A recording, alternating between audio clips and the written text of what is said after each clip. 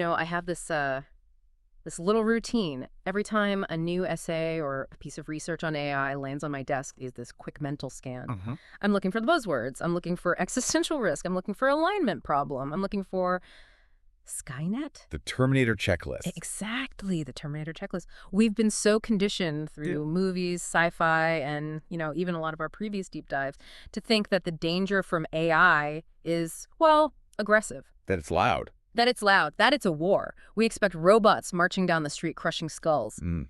But today, we are looking at a source that suggests something completely different. It's suggesting the end of the human era, or at least the era of human relevance, won't be a bang. It won't even be a whimper. It'll just be silence. It is a much colder, and I've got to say, a much more unsettling take than the usual stuff. Yeah. We're doing our deep dive today into an essay by Lev Neymotin. Right. It's titled Humans, Transition from Asset to Liability.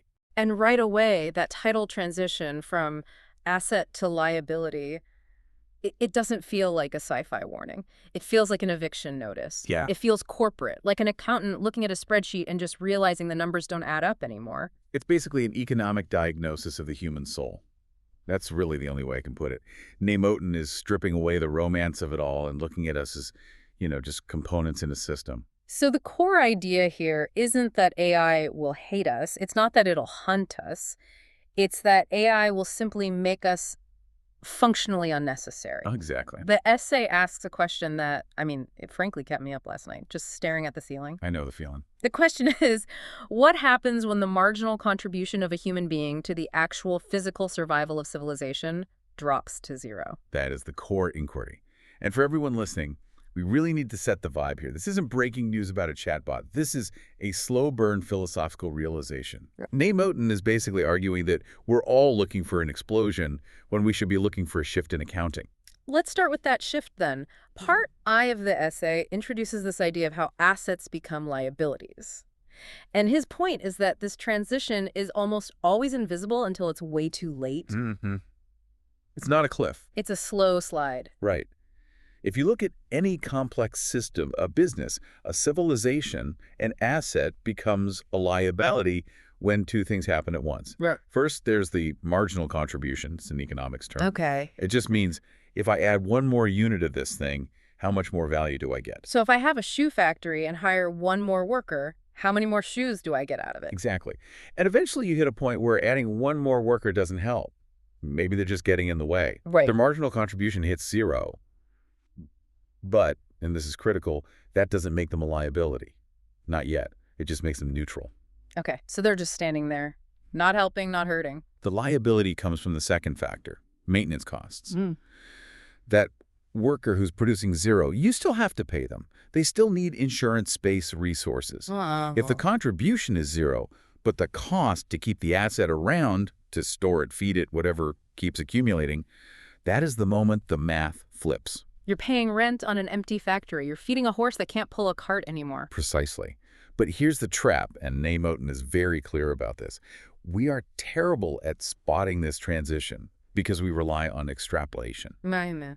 We just assume that because something was useful yesterday, and for the last 100 years, it will always be useful tomorrow. We just project the past straight into the future. And to illustrate this, he uses an analogy that I found, well, incredibly haunting. He doesn't talk about horses. He talks about the Cold War, specifically plutonium. This is such a perfect parallel. It's worth really digging into the details here. So think back, height of the Cold War, 60s, 70s. Plutonium wasn't just a metal.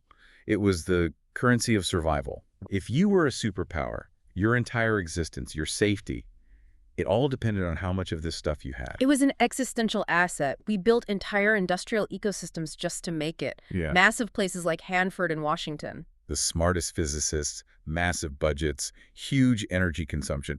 It was the top priority. The ultimate priority. And the experts back then. They all projected that the demand would be infinite. The curve only went up. They thought we'd need more and more for warheads, for reactors, for energy. They were planning for centuries of production. It felt like it would never end. And then, almost overnight, it stopped. The world changed. We realized we had enough bombs to destroy the planet 10 times over. The production reactors were just shut down. It hit a wall. The curve just flatlined. It hit that asset liability threshold. And this is the key insight we need to apply to ourselves. The plutonium didn't change. Right. The physics were the same. The atoms were the same. It was still incredibly powerful, but its utility collapsed. Because once you can destroy the world, having more doesn't help you. It does the opposite. Producing 1 more kilogram of plutonium didn't add security. It added risk. It added storage costs, environmental hazards, political headaches. It went from being the savior to being this massive toxic liability. And it became a liability not because it was evil, but just because it wasn't needed by the system anymore. And that is the lens Nemotin wants us to turn on ourselves. Assets don't announce when they've outlived their usefulness. The system just adjusts. That's the terrifying part. We assume we're exempt from this. We think, well, I'm a person, I have consciousness, I matter. We assume that because for 10,000 years, we have been essential. Let's dig into that. Part 2 of the essay calls this the human asset. Historically, civilization was just physically impossible without us. Completely impossible. It wasn't a choice. It was a law of nature. If you remove people from the equation in 1500 or 1800 or heck, even 1990, the system just stops. Everything grinds to a halt. The crops rot. The buildings crumble. The supply chains break. Human value is just inseparable from human necessity. People needed people. It sounds nice, but it was just a raw fact of survival. But we mattered because we were required. And that necessity shaped everything, our economies, our ethics, our self-image. We felt valuable because, structurally, the whole world collapsed without us. Even our best tools, like the steam engine or the computer, were just levers. We were still the hand pulling them. Exactly. But now we have AI. And the essay argues that AI challenges this entire foundation. But again, and I really want to be clear on this, it's not challenging us through malice. It's not Skynet waking up and hating us. No, it challenges us through competence. That is the critical distinction. As AI systems take over design, manufacturing, logistics, agriculture, even high-level intellectual labor, our participation in the physical maintenance of civilization starts to shrink. And this is what Nemotin calls the Humanity Inflection Point. Yes. And he defines it very specifically. It's the moment when human labor ceases to be a necessary input for the physical continuation of the species. Let's just pause on that. The lights stay on, food appears on the shelves, water's purified, the grid is balanced, houses are built. But we didn't do it. Correct. The loop of survival closes, and we are not inside it. And we need to debunk a major sci-fi trope right here. Because the essay is very specific. This whole scenario assumes the AI stays under human control. Wait, really? The usual story is that the AI gets smart, realizes it's better than us, and takes over. Not here. Nemotin actually cites Gödel's incompleteness theorems and Heisenberg's uncertainty principle. He uses them to argue that AI systems probably can't become these closed, self-justifying authorities. They'll likely always be tools, dependent on human-defined goals. Okay, hold on. Let me get this straight. If the AI is still a tool, and we're the masters setting the goals, isn't that the dream? We just sit back, the robots do all the work, and we tell them, make sure everyone's fed and happy. That is the intuitive reaction. We think of it as, universal retirement. Yeah. But here's the twist, and it's a dark one. If AI remains a tool that perfectly handles our survival, it's actually worse for human purpose than if it rebelled. How is that possible? I'd take a perfect butler over a Terminator any day. Because if the robot rebels, you at least have a fight. You have a purpose to survive, to resist, to beat the machine. You're the protagonist. But if the tool just does the laundry and grows the corn and manages the power grid perfectly, then you are irrelevant. You're becoming optional. The master has no function left to perform. Oh, I see. It's the difference between being a soldier and being a pet. Or just, I don't know, furniture. And that leads directly to part 3, becoming optional.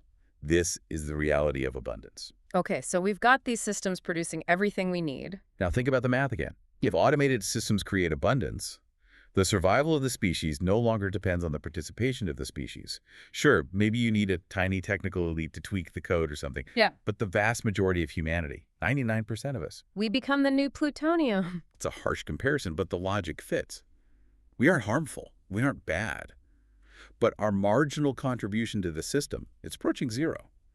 Meanwhile, our costs, they stay very high. By costs, you mean just resources, Yeah. like food and water. Yes, that. Yeah. We eat. We need healthcare. We use energy. But it's more than that. We create political conflict. We require coordination. We take up space. We're messy. We're emotional. High-maintenance entities. Exactly. Yeah. If we aren't producing for the system's survival, then we're just draining it. Structurally, we become a burden, where the overhead costs the system no longer needs to pay to get the output. And you can't just stick humanity in a concrete bunker and forget about us, like you can with nuclear waste. No, you can't quietly retire humanity. And this is where that word liability gets really uncomfortable. We're not enemies of the state. We're just a massive structural problem, a vacuum. And we have never, ever faced this before, not on this scale. This brings us to what I think is maybe the most profound part of the essay, part 4. Because my first instinct, and I bet it's the instinct of a lot of people listening, is to push back, to say, who cares if we're not economically useful? We're not machines. We'll just paint. We'll write poetry. We'll focus on art and community. That is the standard modern secular response, the age of leisure. But Moten argues this is a psychological trap. To understand why, you have to look at how we historically answered the question of worth when it wasn't about pure survival. Right. The aristocracy didn't plow fields, and they thought they were pretty important. True. But when they looked for value beyond utility, they appealed outward. To God, or religion, or some transcendent reference point. For most of history, that's what occupied the central position. It gave you a reason to exist that had nothing to do with productivity. You mattered not because you were a good worker, but because you were... Accounted for. Accounted for. I like that. It implies there's an observer. Exactly. You were observed. You were judged. Your worth was anchored in something outside the human system. Right. Even if you were useless to the economy, you were valuable to God. The loop was open. There was a vertical dimension. Okay. But now, in the 21st century, that conversation is mostly gone. We don't talk about God in Silicon Valley or in policy papers on UBI. No. We frame purpose almost exclusively in secular terms. Well-being, creativity, self-expression. I'll find my passion. I'll live my truth. Right. I'll take up pottery because it makes me happy. But here's the critical insight, and it's a tough one to swallow. These are all closed loops. If I paint a picture just for my own satisfaction, or for the satisfaction of other humans who also don't need to be here, the system is entirely self-referential. It's a circle. I'm clapping for you and you're clapping for me, but neither of us actually needs to be in the room. We're just keeping each other busy. Precisely. A society that doesn't need itself functionally and doesn't believe in anything outside itself transcendentally, it has no foundation. It's just floating in midair. That's the aha moment for me with this essay. We are losing our functional necessity at the exact historical moment we've discarded the spiritual framework that could have handled it. That's it. If this happened in the 12th century, the answer would have been simple. We are here to serve God, and the machines will feed us while we pray. A monk doesn't need to be productive to feel valid. But today, we've removed the functional leg of the stool and the spiritual leg. We're trying to balance on nothing. So we have this vacuum of meaning, and that leads to part 5, the internal liability. Because when people hear liability, they instantly think, oh, the elites are going to get rid of us, or the AI will delete us. It's tempting to ask liability to whom? To the AI, to the billionaires. Yes. But Moten's argument is that the deepest issue is internal. The liability is what we become to ourselves. What does the society become when it no longer needs itself? Think about what work was. It wasn't just about money. It was existential. It was moral. It was how you proved your right to take up space. I contributed, therefore I eat. It was dignity, the social contract. If you remove that and you don't have a sacred framework to replace it, then the population has to invent a reason to exist. We have to make it up. We have to pretend. Yes. And if that reason isn't productive, isn't competitive, and isn't sacred, that definition is inherently unstable. Because deep down, we know we're just making it up to pass the time. It feels like cosplay. Cosplay is a great analogy. We are role-playing existence. And the source asserts that we are profoundly unprepared for a condition where we are neither needed nor divinely observed. We are creating this unstable psychological loop where we try to justify our existence to ourselves, using only ourselves as the judge. It's like trying to pull yourself up by your own bootstraps, but the boots aren't even touching the ground. And the ground isn't even there. This creates a volatile society, a population that feels useless, lacks a higher power, and has infinite free time. That is not a recipe for utopia. No. That's a recipe for nihilism, for chaos. This is heavy. It just completely flips the script. I came into this thinking about robots taking jobs, which is an economic problem.